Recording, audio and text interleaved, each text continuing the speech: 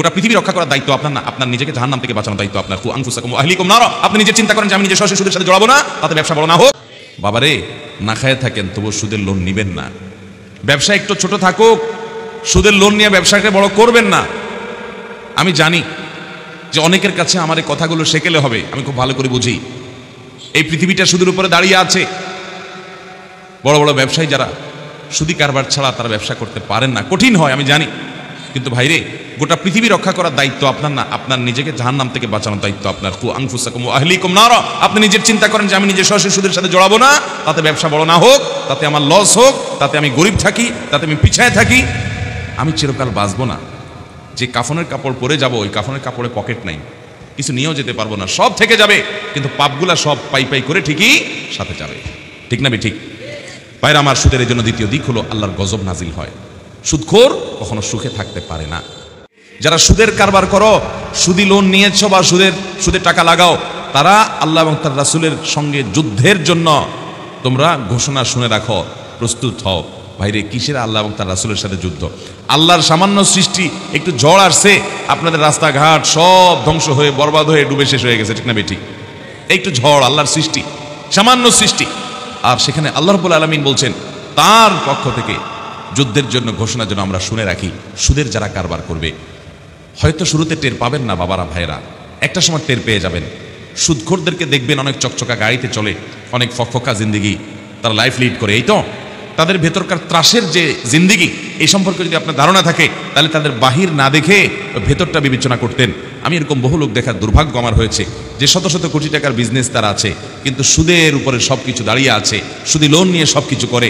টাকার অভাব নাই, কিন্তু সুখের অভাব আছে। কিসের অভাব আছে? শান্তি নাই, ঘুমের ওষুধ খাওয়া ছাড়া ঘুম আসে না, ছটপট, অস্থির, পাগলের মতো। আপনি তো যেখানে সন্ন্যাক টেনে ঘুমাইতে পারেন। ঠিক না ঠিক? সুখ যে কি জিনিস ভাই, এটা আল্লাহ রাব্বুল আলামিন যাকে সুখ দিয়েছেন, অনেক সময় তিনি নিজে অনুভব করেন না যে সুখ কি জিনিস।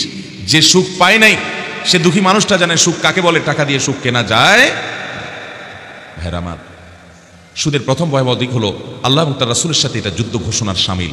অন্য কোনো অপরাধ, আপনি শুকরের গোশত, কুকুরের গোশত খেলে হারাম হবে, কবিরা গুনাহ হবে, জঘন্য অপরাধ হবে, কিন্তু তাই বলে এটার জন্য আল্লাহর সঙ্গে যুদ্ধ ঘোষণা? আরে আল্লাহর সঙ্গে বান্দার আবার কিসের যুদ্ধ? একটা সৃষ্টি, আর তিনি মহান সত্তা, তার সাথে বান্দার আবার কিসের যুদ্ধের আলাপ সালাপ? এখানে খাটে? একজন মানুষ যদি বলে একটা পিপিলিকাকে যে হ্যাঁ তোমার সাথে আমার যুদ্ধ হবে, এটা তো খাটে না। একটা পিপিলিকার সাথে যুদ্ধ করা লাগে নাকি? আবার ফু দিলেই তো উড়ে যায়। সেখানে মহান সৃষ্টিকর্তার সাথে সৃষ্টির আবার যুদ্ধ কিসের? আল্লাহ রাব্বুল আলামিন তারপরও ফায়দানু বিহারবিন মিনাল্লাহি ওয়া রাসূলিহি বলে আমাদেরকে বোঝাতে চেয়েছেন এই অপরাধটা এত ডেঞ্জারাস, এত ভয়াবহ।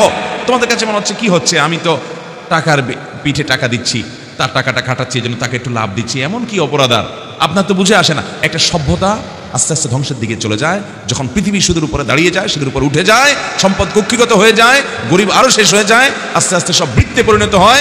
সামান্য কিছু মানুষের একটা সমাজ একবারে ধ্বংসের অতল তলে হারিয়ে যায়।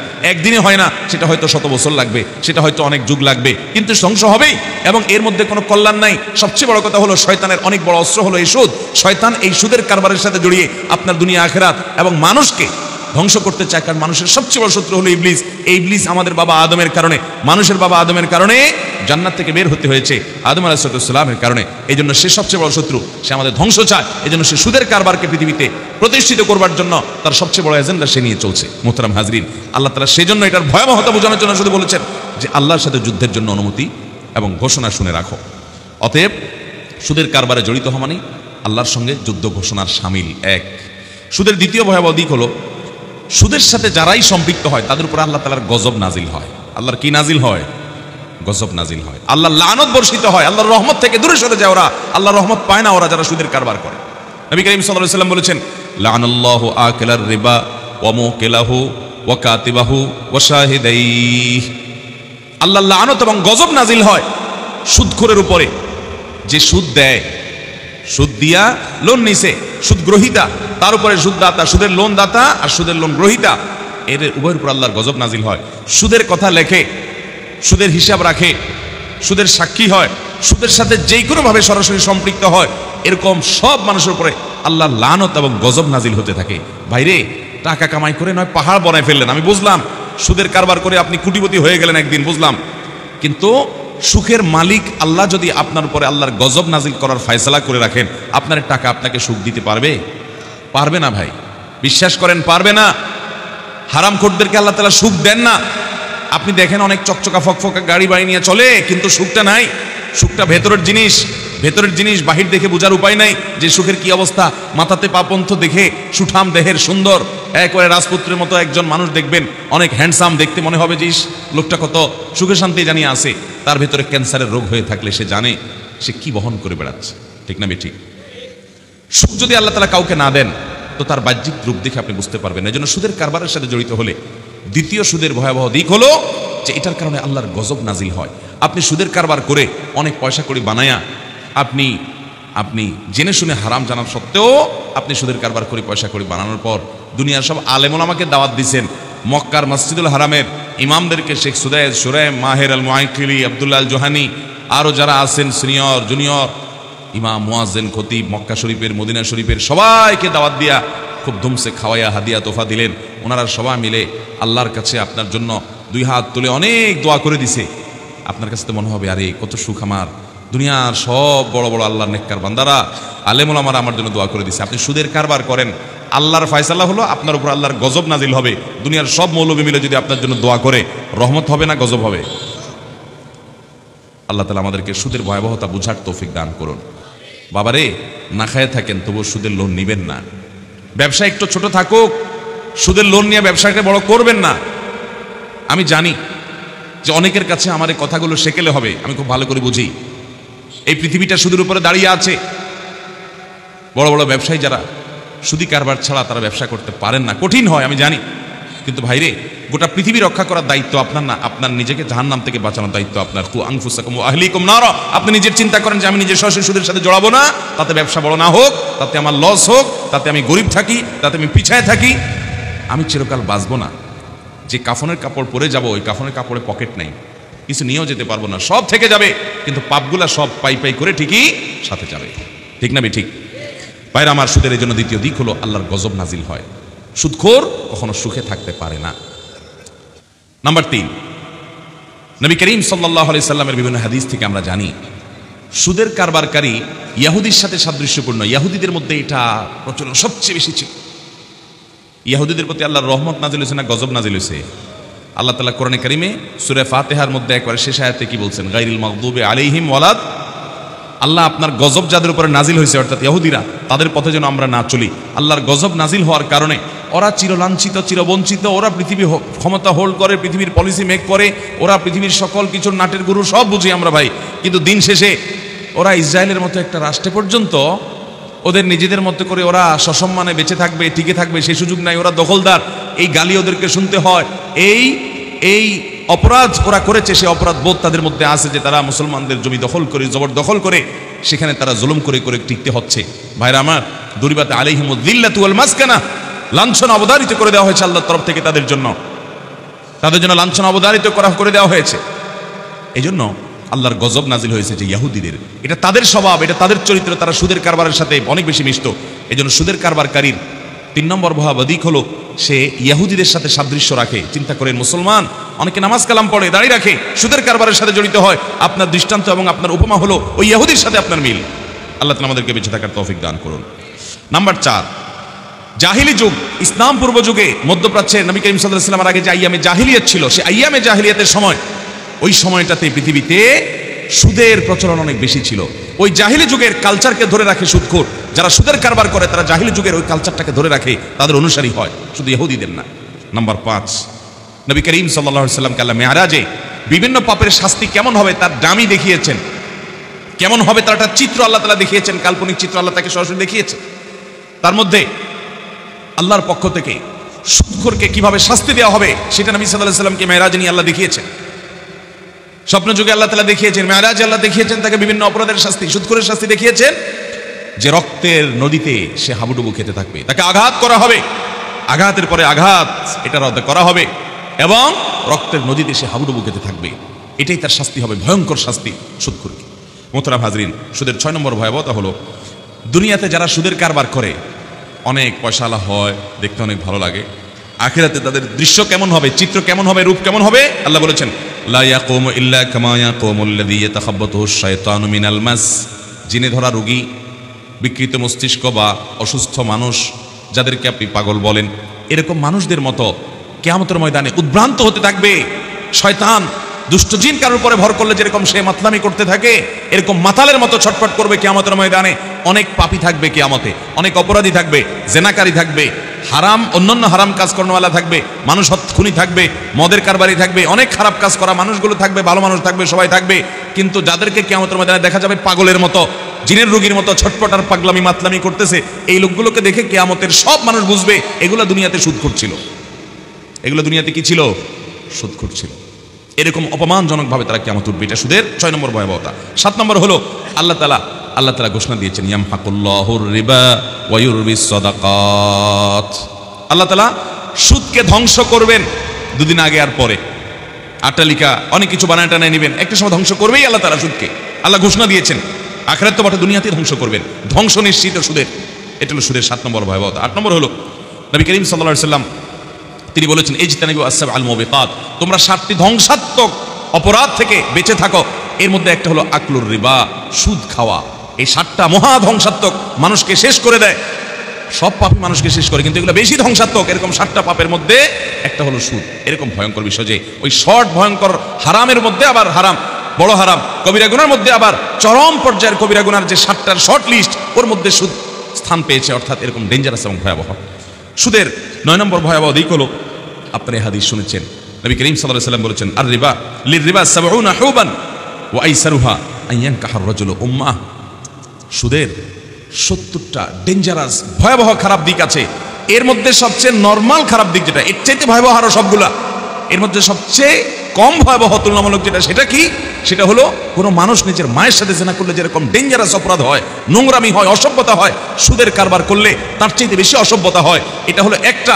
এবং নরমালটা মানে অন্যগুলোর তুলনায় নরমালটা, তাহলে অন্য ভয়াবহতা, অন্য ক্ষতিকর দিকগুলো এবং পাপের মাত্রাটা কত ডেঞ্জারাস হতে পারে সেটা বলাই বাহুল্য। এই জন্য আমি শুরুতে বলে রেখেছি, 1 কেজি শুকরের গোশত রান্না করে খাইছেন, 1 কেজি কুকুরের গোশত রান্না করে খাইছেন, গুনাহ আপনার আমলনামা যতটুকু লেখা হবে, আপনি সুদের কারবার যদি করেন, আপনি কোরআন এবং হাদিস খুলে দেখেন, ভয়াবহতা, অপরাধ এবং পাপ ওর চাইতে বেশি হবে। কিন্তু আমরা খেয়ালও করি না। যারা সুদের কারবার করেন কোনো এটাকে এত বড় অপরাধ মনে করেন না। ভাইরা আমার, এতগুলো হাদিস ব্যবহার করার প্রয়োজন হতো না, এতগুলো আয়াত ব্যবহার করার প্রয়োজন হতো না। কোরআন যেখানে নামাজের রাকাত সংখ্যা, রুকু কয়টা, সিজদা কয়টা, কিভাবে দিবে সে ডিটেইল বলার জায়গা কোরআন নাই, কোরআনে সেই জায়গা হয় নাই। অর্থাৎ পাইকারি কথা আল্লাহ বলেছেন, বিস্তারিত বিবরণ হাদিসে নবী সাল্লাল্লাহু আলাইহি সাল্লাম বলেছেন। কোরআনে শুধু পাইকারি নিশিয়ার কথা বলে যাওয়া হয়েছে। সেই কোরআনের সুদের কথা এত বারবার খুলে খুলে বলছেন। এমনকি আল ইয়াউমা আকমালতু লাকুম দীনাকুম ওয়া আতমামতু আলাইকুম নি'মাতি ওয়া রাদিতু লাকুমুল ইসলাম দীনা। কোরআনের একেবারে শেষের দিকের আয়াত, যা আজ আমি ইসলামকে পরিপূর্ণ করে দিয়েছি তোমাদের জন্য। এই সব করেও আবার আল্লাহ তাআলা ওই সুদের ব্যাপারে সাবধান করতেছেন। কত ভয়াবহ যে শেষ কথারও শেষ কথা থাকতেছে আবার সুদের কথা। ভাইরা আমার, এতগুলো আয়াত ব্যবহার, এতগুলো হাদিস ব্যবহার, এর ডেঞ্জারাসকে, এই বিষয়কে এরকম খুলে খুলে ব্যবহার নবী সাল্লাল্লাহু আলাইহি সাল্লাম করেছেন। কই শুকরের ব্যাপারে, কুকুরের ব্যাপারে, অন্যান্য হারাম বলে দিয়েছেন, হারাম খাইলে কবিরা গুনাহ হবে, মহাপাপ হবে বলে দিয়েছেন শেষ। কিন্তু এরকম খুলে খুলে এর ক্ষতিকে বর্ণনা করা হয় নাই, এর ভয়াবহতা বোঝানো হয় নাই, এর শাস্তির ধরন বর্ণনা করা হয় নাই। এই জন্য বলেছি, আল্লাহর জমিনে যত হারাম বক্ষণ আছে, সুদের কারবারের চাইতে, সুদের উপার্জনের চাইতে মারাত্মক কোনো হারাম উপার্জন আর নাই। কিন্তু এটা আমাদের বুঝে আসে না। এটাই হলো ফিতনার দিক, যে শয়তান এটাকে আমাদের কাছে খুব স্বাভাবিক করে রাখছে। আমরা মনে করি কি আর এমন, বেচারা লোন দিছে, একটু বাড়াই দিছে, এই তো। আল্লাহ তাআলা আমাদের সুদের ভয়াবহতা বুঝার তৌফিক দান করুন। 70টা ক্ষতিকর দিকের মধ্যে ওই 70টার মধ্যে তুলনামূলকভাবে কম ক্ষতিকর যেটা, সেটা যদি এরকম হয় যে আপন মায়ের সাথে জেনার মতো ডেঞ্জারাস অপরাধ, নোংরামি, তাহলে বাকি 69টা কত ভয়াবহ হতে পারে সেটা একমাত্র আল্লাহ ভালো জানেন। আল্লাহ আমাদেরকে হারাম থেকে বেঁচে আসার মতো ঈমানি শক্তি দান করুন। আল্লাহর জন্য এই হারামকে লাথি মারি ফেলে দিবেন তো ইনশাআল্লাহ। আল্লাহ আমাদের সবাইকে সে সৎসাহস দান করুন। 10 নম্বর সর্বশেষ যে আযাবের কথা বলতে চাই তা হলো, দুনিয়াতে আল্লাহর পক্ষ থেকে গণ আযাব এবং গজব আসে, কিছু কিছু সময় দুর্ভিক্ষ আসে গণহারে। আপনি বলবেন এখন আবার দুর্ভিক্ষ, এগুলো তো পৃথিবীর ইতিহাসে এককালে আমরা শুনছি দুর্ভিক্ষ হইতো, এখন তো এগুলো জাদুঘরে উঠে গেছে। এখন মানুষের যে সুখ, ফ্রিজ একটার পরে একটা, আবার দুর্ভিক্ষ কাকে বলে? এগুলো তো রূপকথার গল্প। ও ভাই, কয়দিন আগে না করোনা হয়ে গেছে, বেশি দিন আগের কথা না তো। জিনিসপত্রের টানাটানি, অভাব অনটন, কষ্ট, হাহাকার, ইয়ানফসি কাকে বলে, কত প্রকার কি কি মানুষ একটু আঁচ করছে না? তো আল্লাহ তাআলা এই করোনার মতো আরো কত করোনা, কত কিছু আল্লাহ তাআলা সৃষ্টি করতে পারেন, সেটা একমাত্র আল্লাহ ভালো জানেন। পৃথিবী যখন সুদের উপরে দাঁড়িয়ে যাবে, একটা সময় পৃথিবী ধ্বংসের শেষ দিকে যাবে এই সুদের কারণে, এবং আল্লাহর পক্ষ থেকে গণ আযাব সমাজে আসে তখন, যখন মানুষ এই সুদের কারবারকে ব্যাপক হারে গ্রহণ করে। এবং বিভিন্ন হাদিস থেকে এটি বোঝা যায়। সুদের এই 10টি ভয়াবহতা দিক আমরা আবার বলছি এক নজরে। প্রথম হলো, এটি আল্লাহর সঙ্গে যুদ্ধ ঘোষণার শামিল। অন্য হারামের ব্যাপারে আল্লাহ তাআলা এত জঘন্য কথা বলেন নাই, মানে এত জঘন্য মানে বিষয়ের কথা উল্লেখ করে না যে সুদের ভয়াবহতা যত বেশি, যত জঘন্য, যেটা আল্লাহর সঙ্গে, আল্লাহ রসুলের সঙ্গে যুদ্ধের ঘোষণা দেওয়ার শামিল। অস্তিত্ব থাকবে কার সাথে? যুদ্ধের ঘোষণা।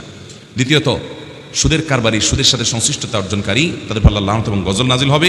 তৃতীয়ত হলো, এটা ইহুদিদের সাথে এই সুদখোরের সাদৃশ্য, ইহুদিদের কারবার, এটা সে ইহুদির দলভুক্ত এবং তাদের সাদৃশ্য গ্রহণকারী, তাদের অন্তর্ভুক্ত এবং তাদের কারবারি।